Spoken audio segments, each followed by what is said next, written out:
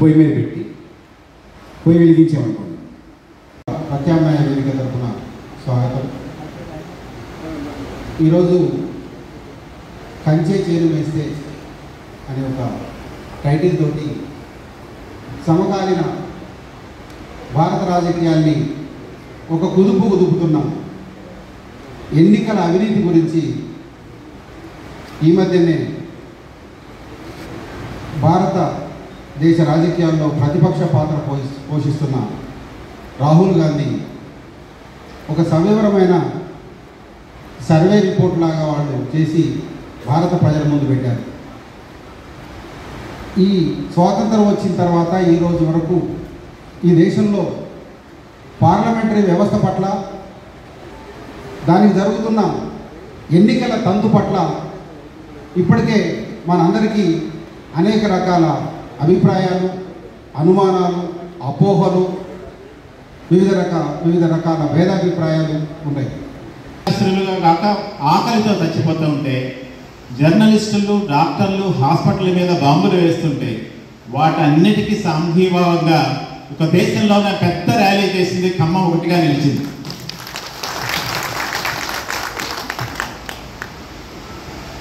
దాన్ని కూడా మనం ఒక ఖమ్మం ప్రజలకి అభినందనలు తెలియజేయాల్సిన అవసరం ఉంది.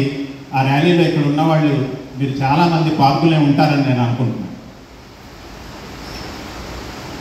రెండోది, మోడీ గారు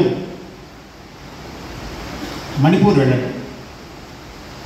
బహుశా ఆయన ఈ మధ్య దేశాలన్నీ తిరిగి ఇక తిరగడానికి ఏమీ లేవనుకుంటాను, అందుకని మణిపూర్ వెళుతున్నారేమో అని అనిపిస్తుంది.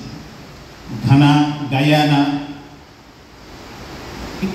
జర్మనీ, మొన్న ఈ మధ్య జపాను, అన్ని దేశాలు దాదాపుగా గత సంవత్సర కాలంగా తిరగని దేశం అంటూ లేదు.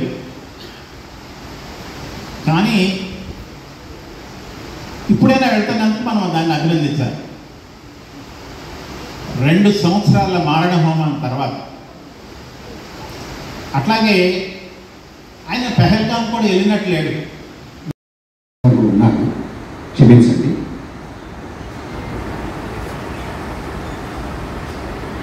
ఇవాళ ఉన్నటువంటి పరిస్థితుల్లో ప్రజాస్వామ్యాన్ని కాపాడడానికి రాజకీయ పార్టీలు సరిపోవు.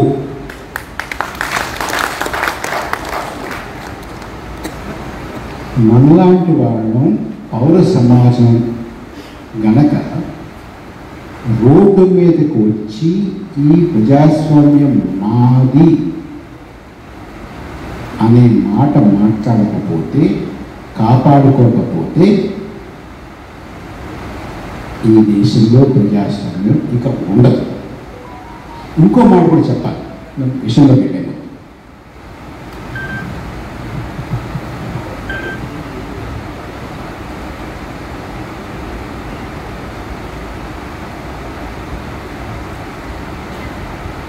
ఈసారి కనుక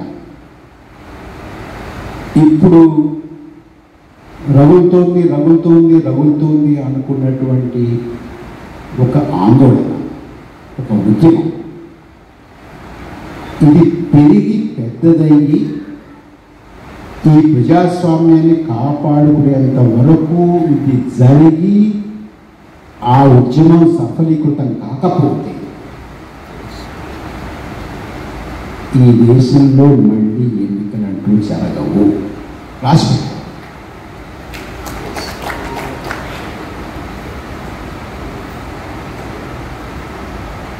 నేను ఏదో అలార్మిస్ట్గా మాట్లాడుతున్నాను మాత్రం అనుకోలేదు. దయచేసి నేను ఈ మాట బాధ్యతగా మాట్లాడుతున్నాను. ఓకే చెప్పండి, ఎందుకు ఇలా అంటున్నాను?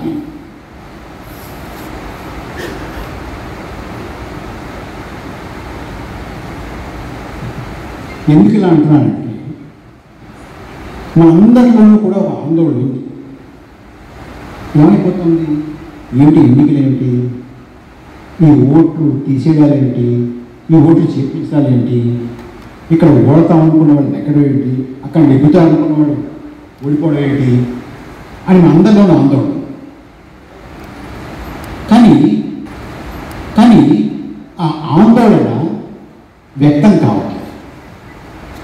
ఎక్కడ వ్యక్తం అవుతుంది? అవుతుంది.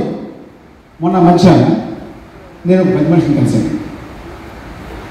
ఏమండి ఈ ఎస్ఐఆర్ గురించి మీరు అనుకుంటున్నారు అని అడిగాను. ఆయన చక్కగా చిన్నప్పుడు నన్ను చూసి ఏగి పారేశాను. ఈ ఎస్ఐఆర్ని ఏగి పారేశాడు. అలాగే అండి ఎక్కడ నన్ను ఫేస్బుక్లో ఫాలో అవ్వట్లేదు నువ్వు అని అడిగాడు.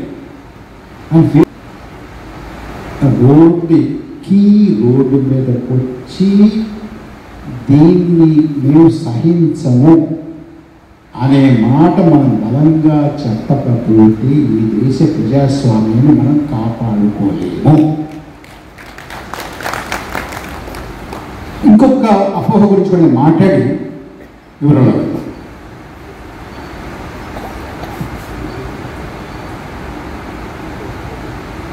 ఎన్నికలు సరిగ్గా జరగడం లేదు, చాలా అవకతవకలు ఉన్నాయి, చాలా తేడా పాడాలు ఉన్నాయి.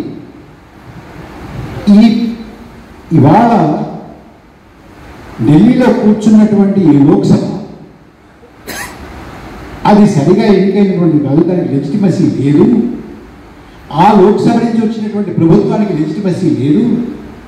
ఇది ఒక స్టోలెన్ మ్యాండేట్, దొంగిలించబడినటువంటి తీర్పుతోటి కూర్చున్నటువంటి ప్రభుత్వం, దొంగిలించినటువంటి తీర్పుతోటి కూర్చున్నటువంటి లోక్సభ, ఈ రెండు పోవాలి.